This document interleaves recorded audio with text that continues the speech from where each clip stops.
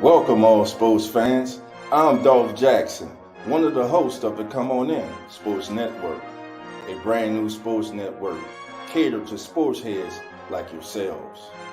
Here on the Come On In Sports Network, we'll be covering the latest topics and current sporting news from around the world, such as baseball, football, basketball, and more. So sit back, relax, put your feet up, and come on in. Welcome, all sports fans. I'm Dolph Jackson.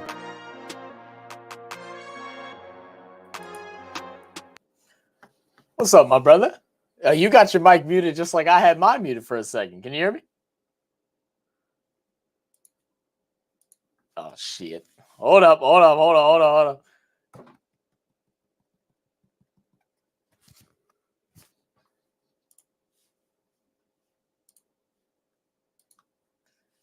Oh, man.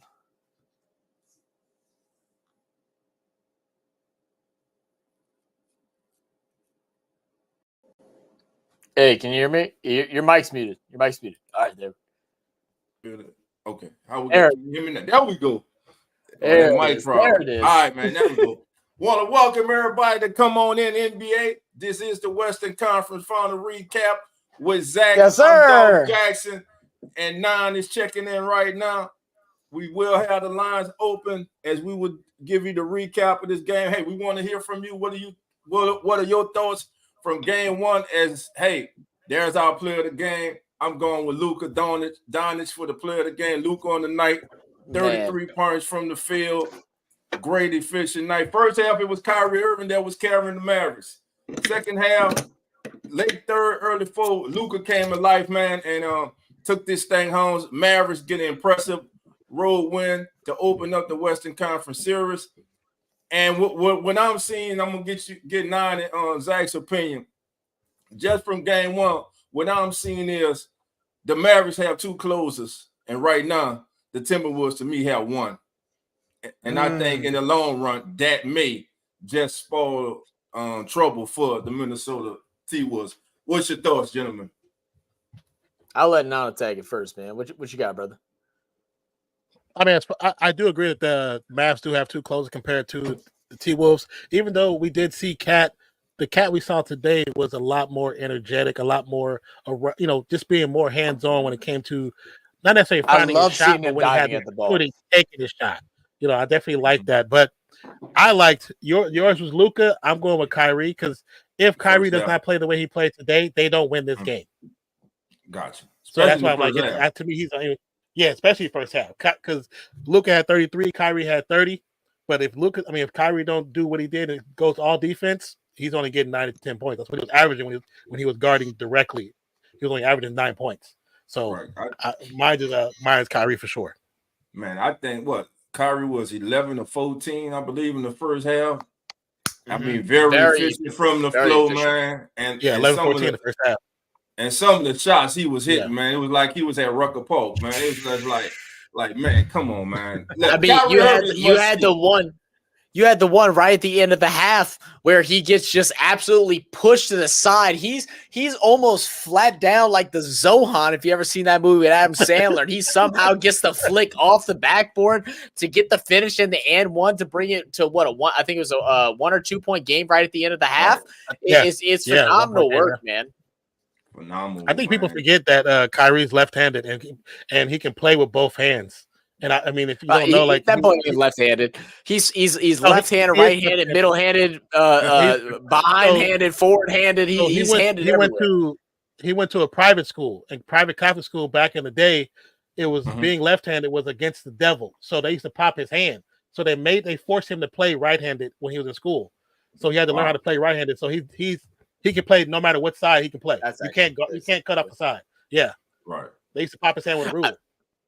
Now to give my opinion on the first topic, that middle hand, Mozzie Docs, you didn't come into our whole stream. You got to come and join Dolph. We see where your allegiance lies. Okay, Moz? I'm just kidding. What's up? Hey, what's up, brother? What's up, Docs? But to give my opinion on the first thing about having one close and two close, I mean that's the sell for the Mavericks, right? It's like you have two guys that can take over at any moment. And especially now this season, you're seeing them act a little more selflessly, which has been very beneficial to them, especially in the playoffs with Luka being a little more injured. I think I mentioned at least one time during this game where, we saw Luka take a little extra break, not trying to be as forcing a shot as much as you'd see him during the regular season because of his injury. And I feel like it's actually made them a better team in some ways. Because Luka, instead of having the mentality of like maybe I do trust my teammates, but I trust myself more. Right. Now it's like I trust them evenly. Like I'm not feeling good, so I got to put the trust in them, and they're going out, showing out, and doing what they have to do. I mean, for the Timberwolves. Look, I need Anthony Edwards to get that monkey off his back right now, right? He came in with a chip in his shoulder in the playoffs and just dominated. He was that dominant force that we expect him to see him, even at a young age, but we expect him to be the main attention, the main person for this Timberwolves team. We haven't seen that in 2 games now. He was 4 for like 13 going into the fourth quarter. It only made, I think, 1 3 in that fourth quarter. I like how he tries to involve other players when his shot's not dropping. He's very selfless with the ball. But at some point, you got to realize, your team knows that you're him. The team trusts in you. We need you to trust in yourself, and we need you to go look for a bucket. Right. Yeah. Just to give you guys the final team stats for the game. For the game, the Mavericks shot 43 or 87 from the field. The Timberwolves were 38 of 89. Field goal percentage, the Mavericks shot 49% from the field. The Timberwolves shot 42. 3 points from behind the arc. The Mavericks were only 6 of 25 from behind the arc. The Timberwolves were 18 of 49. They took 49 threes tonight. 3-point percentage, 24% for the Mavericks and 36% for the Timberwolves. Free throws. Nobody can complain about free throws. Timberwolves went to the charity stripe 18 times. The Mavericks went 17. Difference, the Mavericks from the charity stripe, 94%, Timberwolves 61%. The Mavericks out-rebounded the Timberwolves by 8, 48 to 40. The Mavericks had 11 offensive rebounds. The Timberwolves had 10. Defensive rebounds, it was 37-30 in favor of the Dallas Mavericks. Assists for the contest, the Dallas Mavericks had 21. The Minnesota Timberwolves had 23. The Mavericks also led the game in blocks with 8 blocks. The Timberwolves had 3. The Timberwolves had 8 steals, and the Mavericks had 5.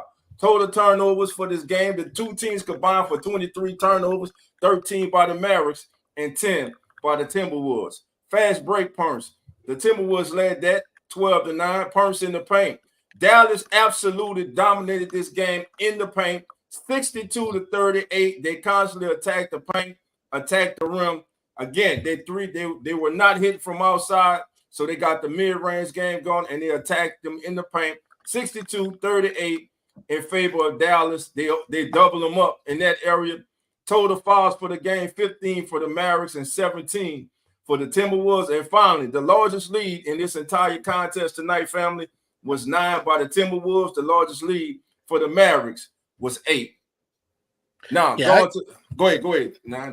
I expected both of the games in the West to be a lot closer, and I felt there's a better matchup because both teams have length. And kind of to go what you guys were saying earlier about Luka, the big difference is previous seasons, Luka hasn't been able to trust his teammates. Even when Kyrie first came, it was still just Luka and Kyrie. It was still Batman and Robin. The Super Friends didn't exist yet. So now that they have the Super Friends, they can actually play a true game.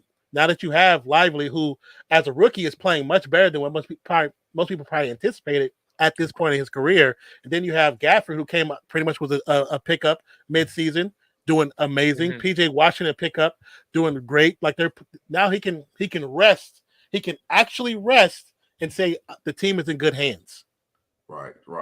He don't have to kill him. I want to add to that a little bit. First, I want to say thank you, Anne-Marie Elizabeth Rose Walowski, for joining us. I know you joined in late for us over at Real Fan Sports, so I appreciate you coming and joining us over here at the Keeping It Real Sports podcast. Make sure you hit that subscribe button and hit that like button as well. But the thing that interests me, right, and like I'm still trying to stand on this point a little bit. Luka knows what Kyrie's capable, right? But to act like Kyrie didn't have another option back then, I feel like is a little asinine. And you know that because you love Brunson. And Brunson showed off in those playoffs. But as soon as Luka came back out, he never gave him the ball, never gave him the opportunity. Right? It wasn't about the Brunson part. It was about the fact that Kleber, you have Powell. He didn't trust nobody. The underneath. Yeah. Absolutely. Okay. There. Okay. I'm right there with you. I'm right there with you with that one.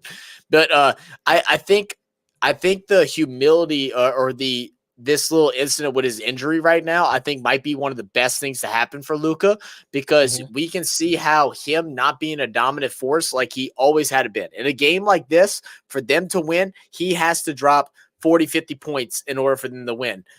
He had a quiet, what did he finish off with? 33. 30.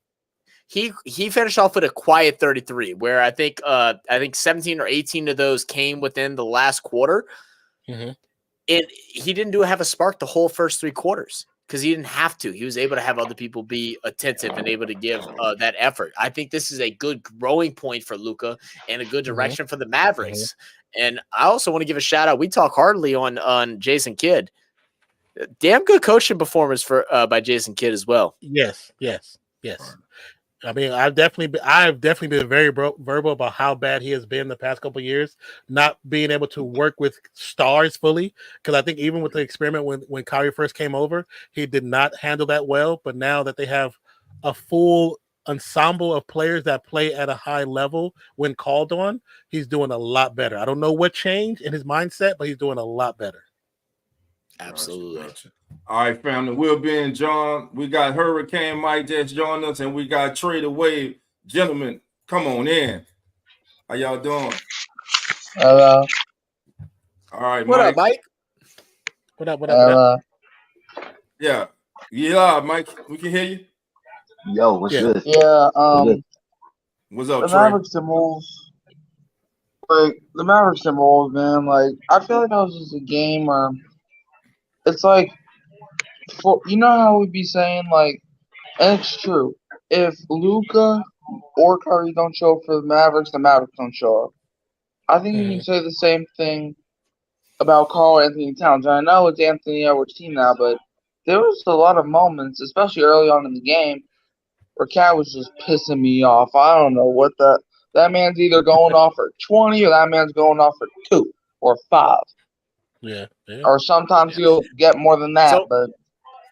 So I could add that. I could add to that, Mikey, because in the beginning of the game, not Anthony Edwards, but Cat at the beginning of the game was trying to draw a lot of fouls. Whenever he was trying to be aggressive and drive inside, and he was getting some of his guard hand blocked, so like he would dribble with his right arm.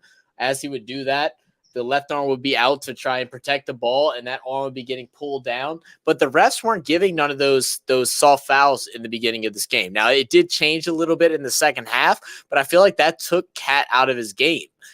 But Cat and Edwards, neither one of them had a good game. The only person that put up over 20 points is McDaniels. Yeah. And really, it was all in the first half. How much did he have in the first half, Nan? Do you remember? I know you went over the score during that. I do not remember total. I think he had like 18 or something like that. Like it was high because he was the number one. He was one of the top scorers going into the half. Yeah, and he finished at the leading scorer for the Timberwolves. He had 24 tonight. 24. Yeah. And shot well too, 9 for 15, 6 for 9 for 3. Well, even looking at that, like I said, with like 4 or 5 minutes left in the fourth quarter, Minnesota was bringing the ball up, and they were in a situation where they were trying to rush to get the score because the defense wasn't in position. But the problem was Edwards was walking, and that's why I'm saying that last series, this first game really was still taking effect on him because he had to put in so much effort that last game to get them to where they're at now that he was tired, he was gassed. Yeah, you can see it. Yeah. It's funny you mentioned that too, because he didn't have a great game last game either, or the game prior. But what I love about Ant-Man is I hope he continues this. Who's that playing music? Is that my song? No, that's me. Oh, it's you. Oh, that threw me off so bad. I thought I had some BS in my background. So what I was gonna say is with Anthony Edwards, he didn't have a good last 2 games. The one thing I hope as he matures and realizes the star that he can be, that he continues putting out this kind of effort that he's doing so far tonight. Like you saw him not having a great offensive night, but at the end of the game, you saw him miss a 3-point shot. He was the first one back on defense, was able to get a steal and then push the ball upwards for a 2-point shot for Timberwolves, would I think allow them to regain the lead or to tie it up. But in this series is now the Western Conference Finals. You have to show up. You can no longer have a bad shooting night. You can no longer struggle from the field. You can. I know you want to get your guys activated, but when you're driving inside, you got to put it up. You need to see a shot go down instead of swinging out to McDaniels, because you getting hot at this moment brings confidence around everybody. Yeah. Then you swing it out. All right. Trey, what's your thoughts, my brother?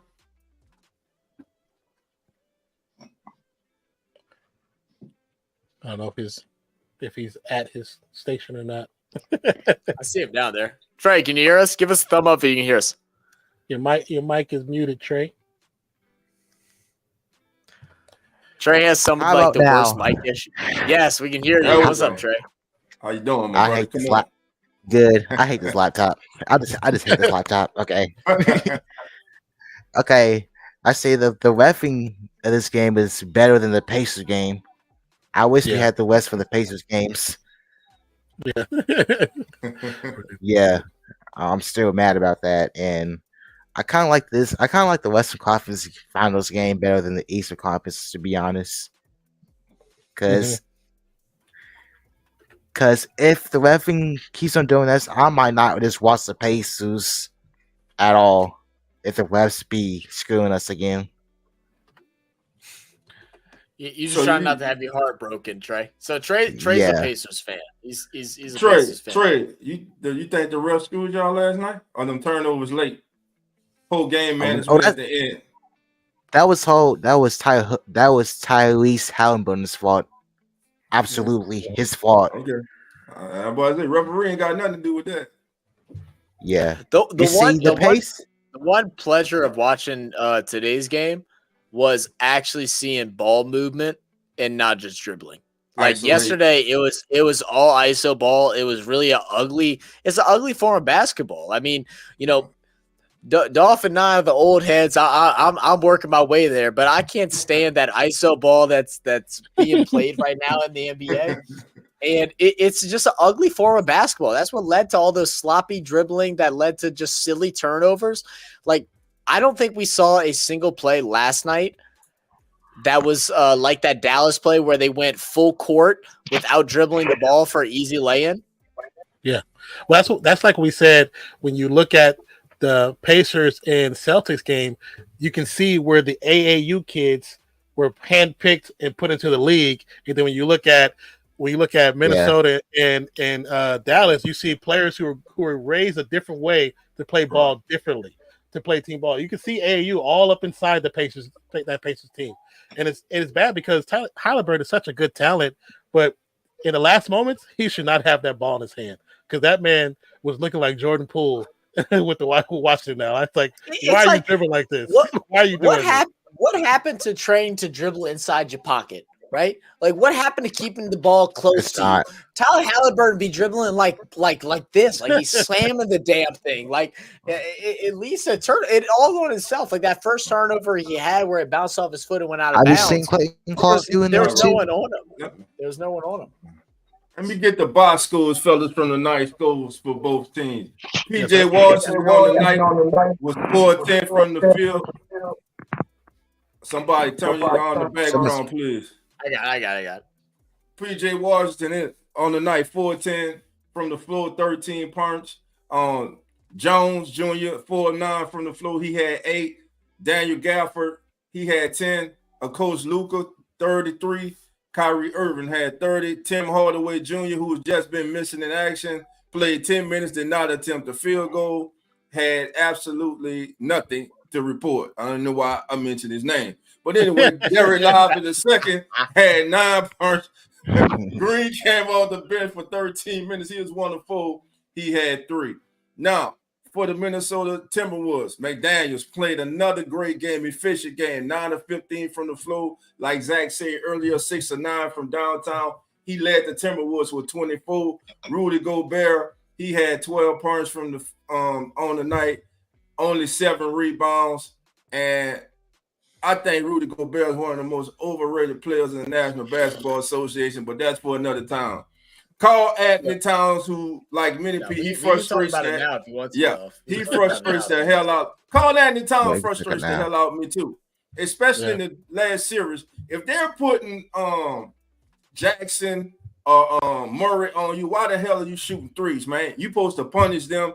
He's got you a big man. Start playing like a big man. We know you can hit the threes, but god damn it, stop shooting threes every time you touch the damn ball. Mike Conley Jr., the veteran, he struggled tonight. 2 of 7 from the floor, 1 of 6 from downtown. He only had 6 points. And the Ant-Man, like Zach saying, it's put up or shut up time, baby. It's the Western Conference Finals, NBA Finals appearance is on the line. Ant-Man tonight, 6 of 16, 5 of 12 from downtown. He finished with 19 points. Kyle Anderson went off in the first half. I didn't know who I was watching. Feeding him. I don't know why they stopped feeding him. I'll say who? He was 5 or 8 from the field, 1 or 3 from downtown, and he finished with 11. And Mr. Six Man himself, Nas Reed, 5 or 9 from the field, 3 or 6 from 3. He finished the night with 15 points, and the Mavericks get game 1, 108 to 105. So as we get as you look forward to game 2 now, fellas. What's it? Jerry has a question for us. That's why I was gonna go to the question. Yeah. Let's go to Jerry's question. Go ahead. Now you can take the question. So as Jerry said that putback dunk by Towns didn't count, BS call or not. So in the rules for the NBA, the rim is the cylinder, correct? And the ball cannot be above the cylinder, and that's from the rim to the ceiling. From the rim to the ceiling. So because the ball was just a piece of the ball was above the cylinder, it does not count as ball interference. So it was like a 15th of the ball. Yeah, and the thing is that top camera angle, like they really need to do that better because that camera angle is actually angled this way towards the left side is going down this way. So that's why whenever you saw it as it goes up in the air, it looks like it's 12 inches off, but it's really not. It's the camera angle, and that's why once it came down. And when Towns finally touched it, you could see that there was room there. If that camera angle, or if Towns would have actually caught the ball like 2 seconds higher and would have jumped, 2-3 inches higher, there would not have been a way to overturn it because you wouldn't have been able to see it. But also, if he catches it, cocks it back and dunks it, they're not gonna call it because he pulls it back and cocks it. He gets it off, and puts it back. They wouldn't have called it. But then just the last thing before you switch to the next game. What you guys are talking about Edwards. Now, with Edwards, I understand everybody's commentary about him having to step up. This is what we have to remember. He's only 22 years old. And so because he's only 22 years old, this is a position he's not used to being in. He's not used to being in this position. So he's learning on the road. He's learning on the way, in the movement, in the moment. So it's gonna be tough on him regardless. And the unfortunate part is there's no real veteran besides Conley and Cat to tell him to step it up. Conley can only tell him so much because Conley ain't a winner like that. He ain't a title winner like that. So there's nobody there that's got titles that can really say, "Hey, this is what you got to do. This is how you got to play. This is how you gonna do when you wake up. This is what you need to eat. There's nobody to do that. So it's going to be a tough journey for him. Not saying he can't do it and he can't change up, but it's going to be a tough road for them. Hey Jerry, it's the new NBA. Hey, every big man shoots things now.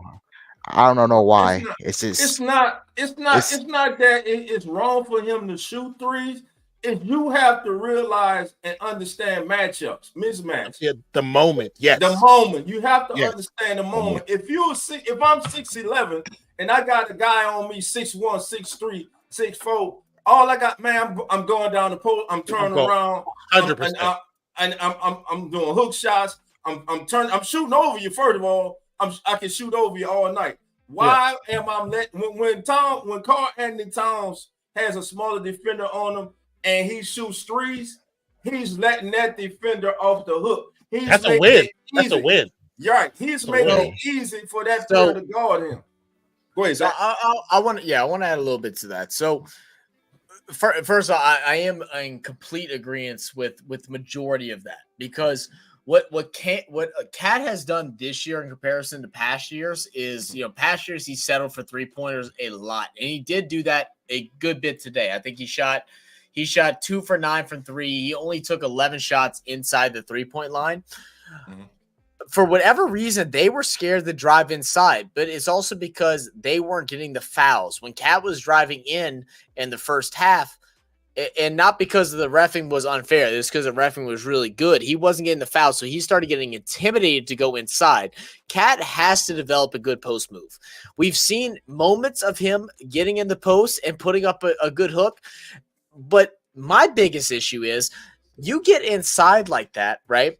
You put up a hook from 7-8 feet out. You have Rudy Gobert. The dude skies over everybody. I love Gafford over there in Dallas, but there's no reason why, if you got Gafford as well as Cat inside that perimeter, that you shouldn't get a rebound at least 1 out of 4 times to get another easy putback. But Gobert has no hands. He has 0 hands. We watched him go 1 for 4 on alley-oop passes. 1 for 4 on alley-oop passes with no one there. It doesn't make sense how, and that goes back to how you said he's the most overrated player in the league, and I completely agree. Well, he's actually voted the most overrated by the NBA players, so that's not we aren't the only ones that believe it's not that. just us. It's not just us. Right. My question was, why was Mike calling that tall man? Like, why? Just why? Mm-hmm. Yeah. Just why? Yeah, they had Conley down there guarding Gafford twice. 2 or 3 times they had Conley down there guarding Gafford. Yeah. Well, you got to look at it. It's scheme. They purposely did that. Switching. You get Conley, man. You get the man that he's original. You get him in the pick and roll. You make him switch, and that I mean, they do it. It's common practice in the NBA. Like and going back to Gobert, man. I mean, defensive player of the year, okay, multiple times, okay, but man, you don't have a drop step. You don't have a hook shot. You don't have the easiest shot for a big man to shoot is a damn hook shot. Yeah, anybody can shoot a damn hook shot, bro. Yeah. If you get a hook shot and you 7'1", 7'2", you damn near unstoppable. You know, the great Lou Alcindor, Kareem Abdul-Jabbar made a career out of it. You knew what was coming, you still couldn't stop it. You know, go ahead now. Especially today, man. Who's the best post-up player in the NBA right now? Jokic. Wait, well, technically, I don't know. He might be, to be honest with you. He might be. Jokic. I would say Wemby, but we got to see. I said Jokic at the same time. Yeah. No, Wemby's not a post player. Like he does eventually need to have a post move, but he's not a post player. That's like Wemby's going to excel as a huge 4. I won't even say a big 4. He's going to excel as a huge 4. Pop is the only coach that can coach that. That's beside the point. But when you have the handles that Wemby has, he can play anywhere he wants. Exactly. Yeah. But Jokic by far, he has some of the best post move, the best spin. The only person I think that has a characterable spin as Jokic does, or comparable, is Embiid and sometime Giannis. Since Giannis has put on weight and put on muscle, he stopped working on his post moves. He's just a slasher now. He's a big man slasher. It makes no sense. I wanted to say I want to get Mike in here because Mike's mic was effing up, but it's back now working. Mike, what are your biggest issues with the Timberwolves, and then your biggest problem with the Mavericks? Let us know. I just think the Timberwolves, like, whenever something's not going their way, they start risking things. You see. Because you saw plenty of times in the first quarter, like they were moving, right? But then when the Mavericks were playing great defense, Anthony Edwards started throwing stuff out of bounds. You got Karl Anthony Towns freaking airballing floaters 3 times in the first quarter. Yeah, and that was all. And that was all in the first quarter. And then when the game got down the stretch, we obviously saw Dallas go on that 13-0 run because Minnesota was not able to capitalize when the opportunity was given them. Like Dolph said, they were up like 9 points, and then they couldn't do nothing after that. Mm-hmm. So in the first quarter, Mike, whenever because like those mistakes happened like late in the first quarter. In the first quarter, when the Mavs were down pretty big, what were some things that fixed that? And what's some things you'd like to see him do differently going into next game? Well, the Dallas Mavericks, right? They're a team that is basically a team built around Luka and Kyrie to get other guys open and to basically also like do whatever they do. But what I've noticed in that entire first quarter of the game one and most of the game is that what the Mavericks are doing, they were making the Timberwolves fear Kyrie. Like I don't know if y'all saw, Kyrie was doing all types of dribble moves. Like they were trying to tire out Minnesota. You see, because Minnesota, they were trying to. I feel like I don't think they were working too hard, but Dallas was trying to tire them out with all the dribble moves that they're doing. So I think for next game, I think Dallas look like I think it's a good strategy, but we saw that nearly costed them. Like because Kyrie, yeah, he was balling in that first quarter, and also down the stretch. But I feel like what they gotta do, they gotta. I want to see Daniel Gafford get more involved. I want to see Derek Lively. I want to see him shine. I agree. So the Mavericks, I agree. I think they have a great opportunity. I like how you put they were trying to tire it down, and it worked out this time because as Dolph came in, he came in early in the first quarter. He said, "It is the Kyrie Irving show. This is must-watch TV." But can he always make those certain shots? I think he can make them at a high percentage, but can he always do it? That's the question. Yeah, I mean, Kyrie, look, we know what Kyrie is. He's been in the NBA for a hot minute. Kyrie Irving, look, obviously we knew when he played with LeBron, we knew when he played in Boston, and when he played alongside Durant and Harden. Kyrie's always been, I'm going to take it to you. He's always been a guy where I'm going to make you grow tired of me. I'm going to make you get sick of me. And that's what he's doing. You know, I was watching the matchup. I forgot who was on him. I think it was Anthony Edwards, but I'm not totally sure. They started doubling him a couple times. But the reason that they did that is because Kyrie, he's always been a guy that he wanted to make the other guy basically fear. Like, not in a fear way where you don't want to guard me type of way, but it's a fear of that if you do try to guard me, I am going to make you have a long sleep because I'm going to tire you out with all these dribble moves and all these weird circus shots. So I feel like Kyrie Irving is just a simple like it's just a it's either my way or the highway with him. Like he's always been built around one move. But that one move's always successful. You see, you always have these superstars on other NBA teams that have their one move, but you're like, how does it keep working over and over? Because we know what they're going to do. That's what Kyrie is, but Kyrie's so effective because nobody can stop him. Because he's faster than you, he's quicker than you, and he's more fluid than you. So that's what he uses to take care of his opponents. And I feel like that's what got the job done today versus Minnesota.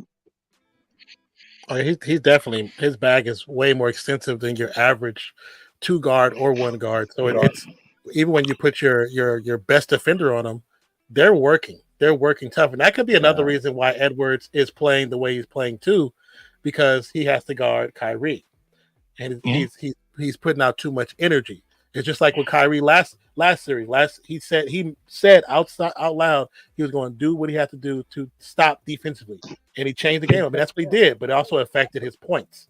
So this game, when Conley's on the bench and Edwards is trying not to really guard him, you're gonna see him go crazy every time because, like you said, Mike, it's one of the hardest things to do. Being a Warriors fan and seeing him take it to our team, it's hard to stop that dude, man. He is so good at what he does. And a Pacers fan. But as who Kyrie is, you can't stop him going right. You can't stop him going left because he plays both ways. So it doesn't matter what you do. You might be able to slow him down at times, but you will never be able to stop him. Yeah. All right. Kyrie. So now let me ask you this. Kid, bro. Yeah. Let me ask you this. you're Minnesota. What adjustments do you make for game 2 if you're the Timberwolves? What Well, I adjustments? mean, that's pretty simple. If you are Hold the on, Minnesota, Mike. Hold on, Mike. Let 9 go, bro. Then I'll get you. this audio so low. I got you, fam. It's all good. It's all good. Well, I mean, as far as for Minnesota, whose camera is on? As far as Minnesota, I would definitely I want to get Edwards involved a little earlier. He has to fight through that tired. He has to fight through it. This is the moment where stars are made. He has to fight through that tired. Period? He has to do that. But I need to get him started going early, and then look for his teammates second quarter, third quarter. But if he can get hot early, his game just translates through the entire game. Right. Then also the situation with Cat. I liked how aggressive he was playing on points in the first game, but he was being too much like the Cat that likes to get fouled out early. He got to play a little more patient and utilize his size in the post. I don't trust Gobert with the ball. I don't trust him with the ball. Let him just be, a defender. And when it comes to defense, he's going to play. He's going to hedge down. He doesn't like to guard up. So that's where Cat has to step up. Cat has to play tough on both ends, regardless of the game. These games, some of these players are going to have to play 40 plus minutes.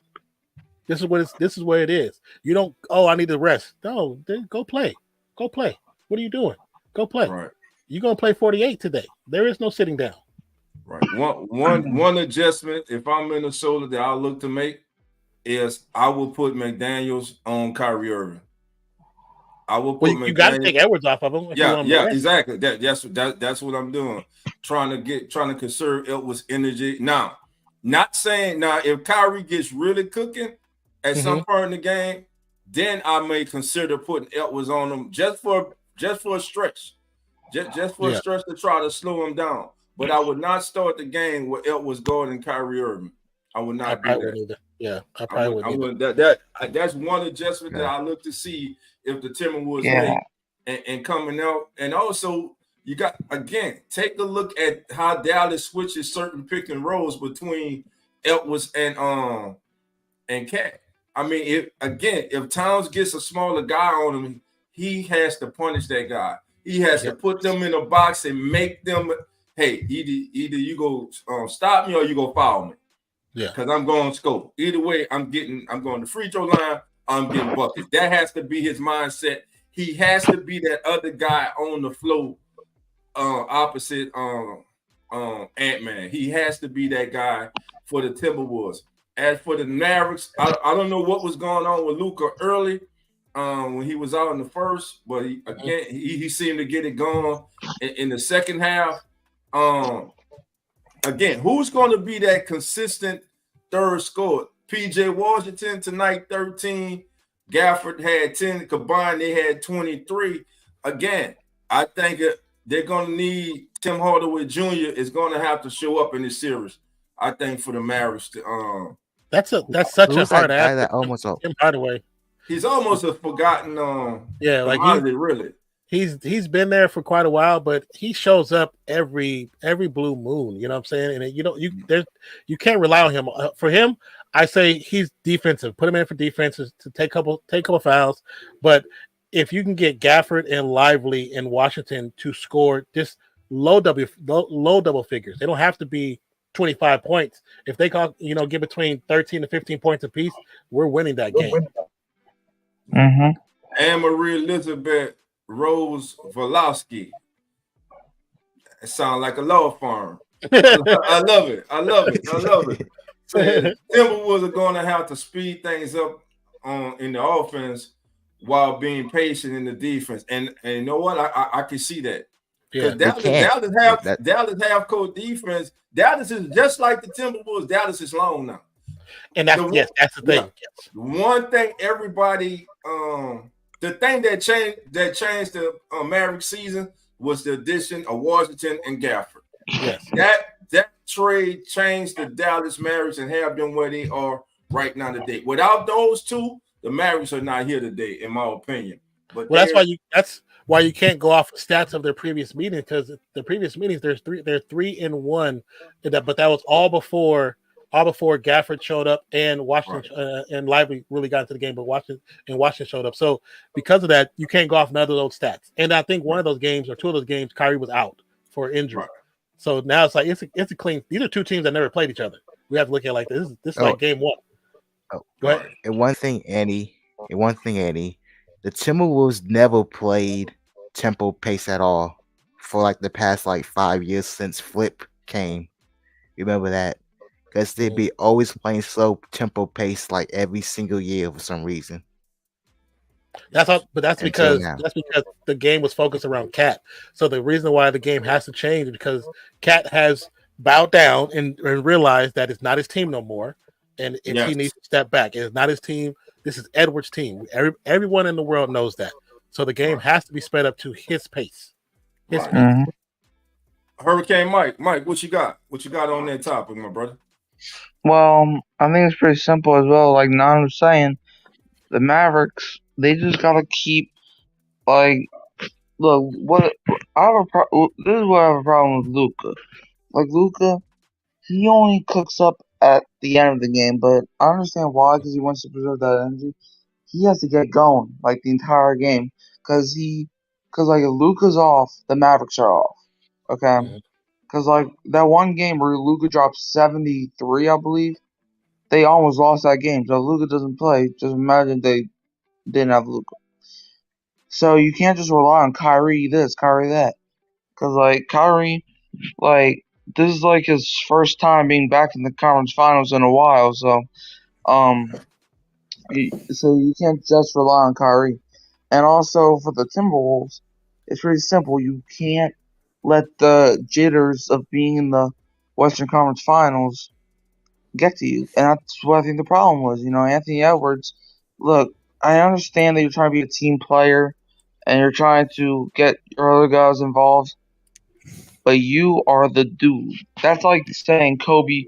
I'm not trying to compare Anthony Edwards to Kobe. That's not what I'm doing. But that's like saying if Kobe was to not take the shots that he was, then we would not know him as Kobe Bryant as of today.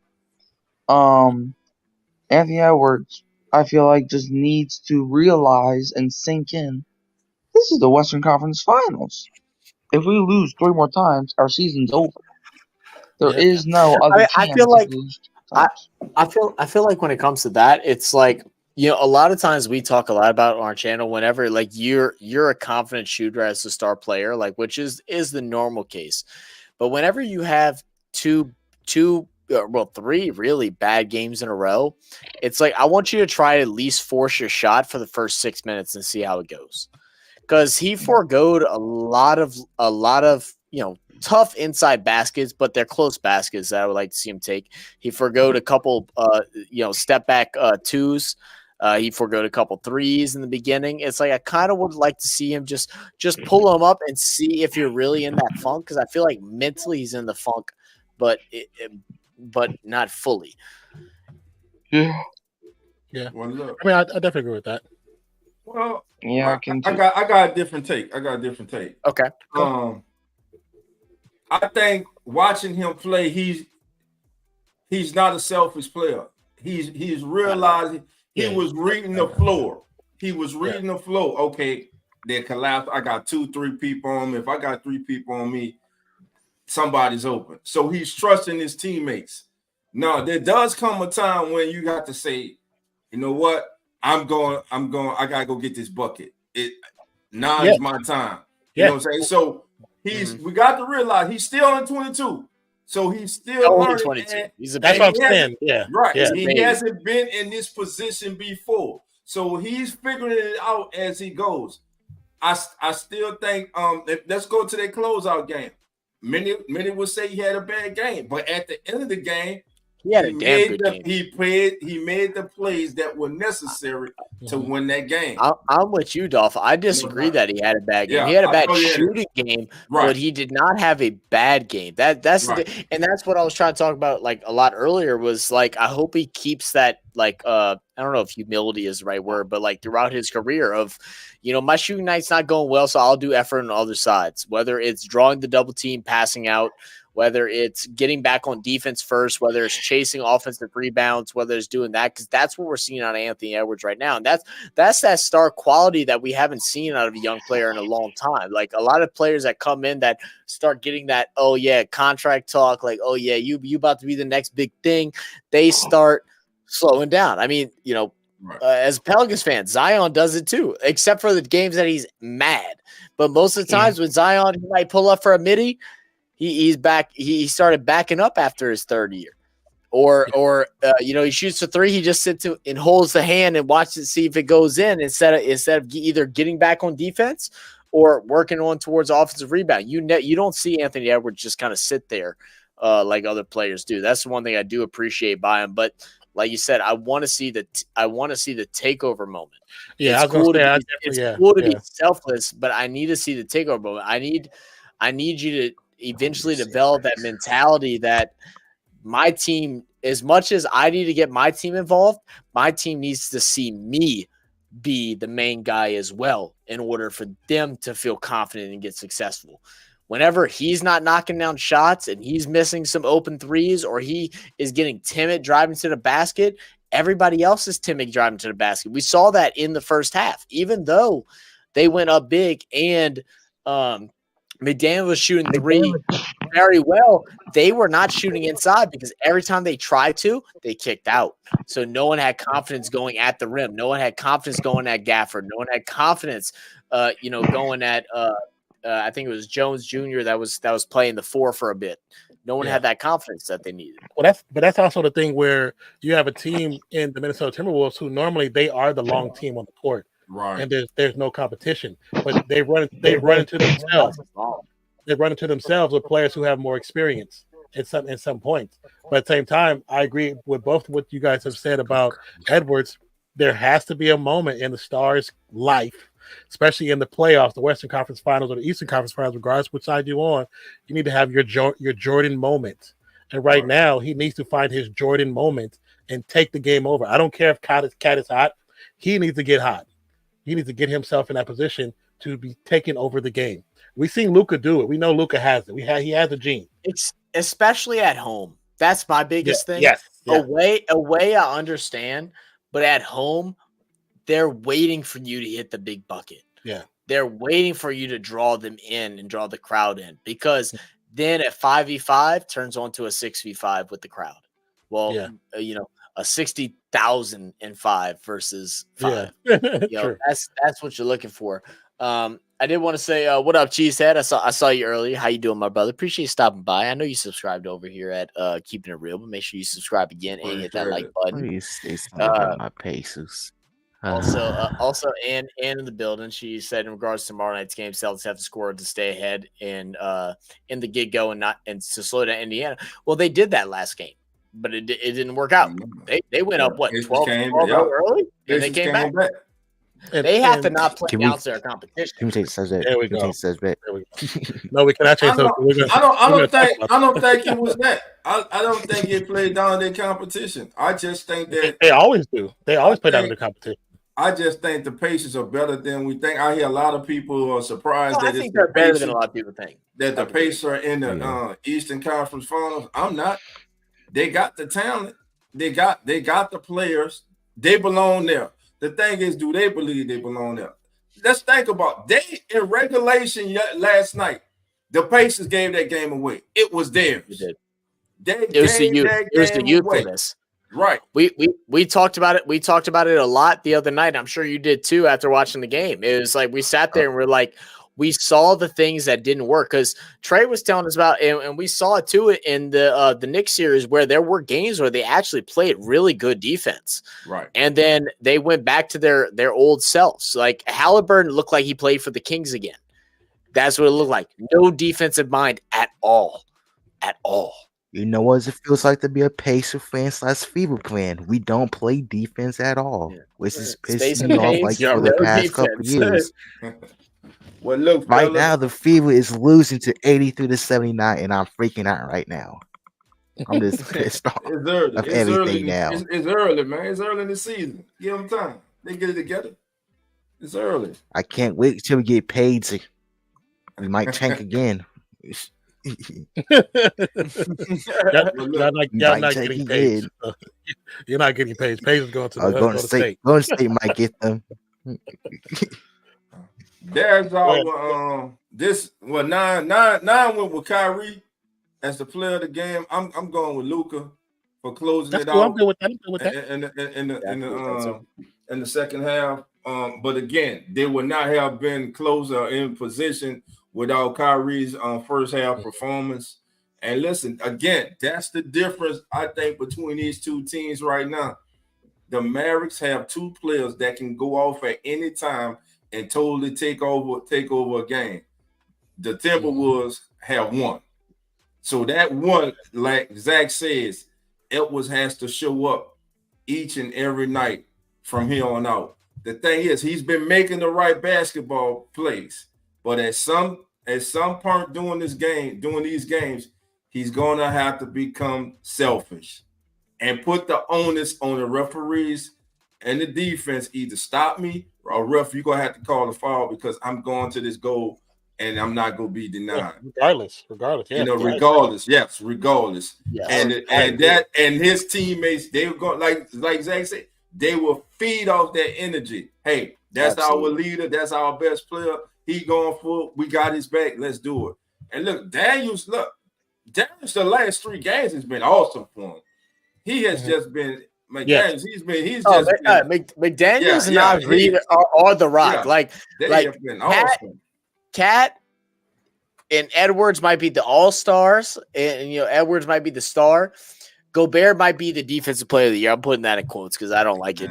But Nas Reed and McDaniels, that's the heart of the team.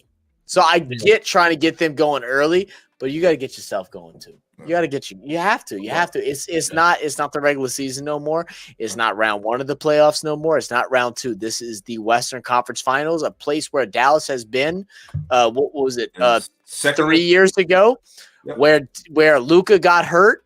He's playing hurt now, and he's trying to act like it doesn't exist. That pain doesn't exist, as we saw in this game. He don't care. You know who's the true MVP?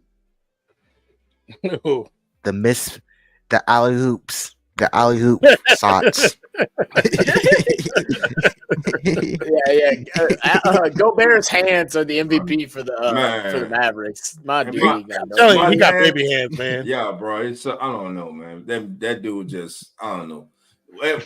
I'm gonna say this. One of the, I think, keys for Minnesota is going to be Conley. Conley setting the table and getting Anthony Edwards good, open, easy shots early to start the game. If Conley comes out, he's aggressive, he's attacking on offense, he's dishing, he's getting Anthony Edwards easy buckets, easy looks. Yeah. Because remember that Denver even more than that. They missed him. Yeah, go ahead, Zach. Even more. I'm sorry, my bad, Dolph. No, that's on me, man. Even more than that, I'm saying that it's his job to try and at least guard Kyrie 1v1 on the perimeter, which he didn't do well tonight. Because Conley is a very good veteran receiver. A veteran player. He has seen it all. Yeah, I know, man. I'm hyped up for the NFL, but he's a veteran player in this league. I need to see him at least guard Kyrie well on the perimeter. That's what the main key is. You keep Kyrie keep him up top. That's when you're fine. But once he starts getting inside, I don't know if he can. That's why Edwards is taking him top, because Edwards has the length to deal with it, but nobody has the speed to deal with that first step. His first step is so elusive. Crazy. And the handles are just, it's the best handles in the game. Like there's no argument to that. Like. Yeah, like I said, as a Warriors fan, it might be one of the best handles in the game ever. Like it's up there. It's up there, man. It's up there. Right. Well, look, fellas, we about to get on out here, man. Yes, sir. For last words, yes, sir. we want to thank Trey and Mike for joining us tonight. Yes. Listen, I will be live tomorrow night after game 2 of the Pacers and the Celtics. Hopefully, we'll do the same thing. We'll send y'all over. We'll do the same thing. Hopefully, Trey can come in the series is 1-1. If not, I don't know. We might have to send out an SOS one, missing in action. But anyway, listen. Let's do this, Dolph. If you got time, come join us in for the fourth quarter tomorrow. Okay. And then we'll let you segue everybody into this show, and we'll do the same thing tomorrow. I think that's the game plan. Oh man, I might join you in the fourth quarter as well, because I'll probably be at I'll probably go to a baseball game, but I try to be in it. All right, that sounds good. That sounds like a plan. Yeah. I also want to go ahead and give a big shout out to Hurricane Mike. I know his mic is muted, but Hurricane Mike, his last day of school was today. He's graduating next year, so shout out Hurricane Mike. Hold on, graduating from what? Enjoy your graduation, buddy.